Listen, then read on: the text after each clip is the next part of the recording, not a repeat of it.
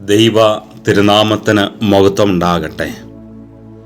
ഏവർക്കും പ്രഭാത വന്ദനമുകൾ നേരുകയാണ്. ഈ ലോകത്ത് നാം ആയിരിക്കുന്നത് ദൈവത്തിൻ്റെ കരുണയും ദൈവത്തിൻ്റെ കൃപയും ഉള്ളതുകൊണ്ട് തന്നെയാണ്. ഒരുപക്ഷെ നമ്മുടെ ശരീരത്തിൻ്റെ അവയവങ്ങളുടെ പ്രവർത്തനം പോലും ദൈവത്തിൻ്റെ ദയ കൊണ്ട്, ദൈവത്തിൻ്റെ കരുണ കൊണ്ടാണ്. ദൈവം അതെല്ലാം വളരെ ഭംഗിയായിട്ട് ക്രമീകരിച്ച് വെച്ചിരിക്കുകയാണ്.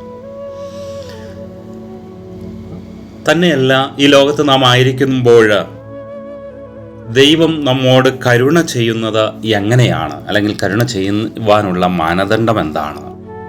വിശുദ്ധ ലൂക്കോസ് എഴുതിയ രക്ഷാസുവിശേഷം 1-ാം അധ്യായത്തിൻ്റെ 50-ാം തിരുവചനം, അവൻ്റെ കരുണ അവനോട് ഭക്തിയുള്ളവരുടെ മേൽ തലമുറ തലമുറയായും വംശങ്ങളായും ഉണ്ടായിരിക്കുമെന്ന് രേഖപ്പെടുത്തിയിരിക്കുകയാണ്.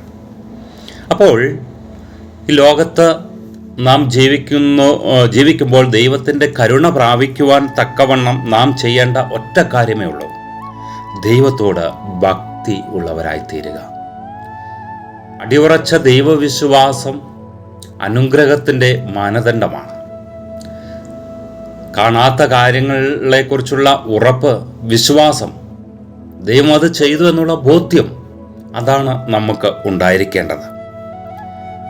ഭക്തരായവരുടെ തലമുറകളെ അനുഗ്രഹിച്ച ദൈവത്തെ വിശുദ്ധ വചനം പരിശോധിക്കുമ്പോൾ നമുക്ക് കാണുവാനായിട്ട് സാധിക്കുന്നു.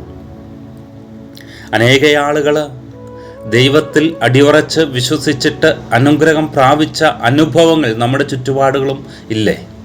തകർന്നു പോകുന്ന, നഷ്ടപ്പെട്ടു പോകുന്ന എത്രയോ സാഹചര്യങ്ങളിൽ നിന്നൊക്കെ ദൈവത്തിൻ്റെ കൃപ കൊണ്ട്, ദൈവത്തിൻ്റെ കരുണ കൊണ്ട് അനുഗ്രഹം പ്രാപിച്ചിട്ടുള്ള, രക്ഷ നേടിയിട്ടുള്ള ആളുകളെ നമുക്ക് കാണുവാനായിട്ട് സാധിക്കുന്നു.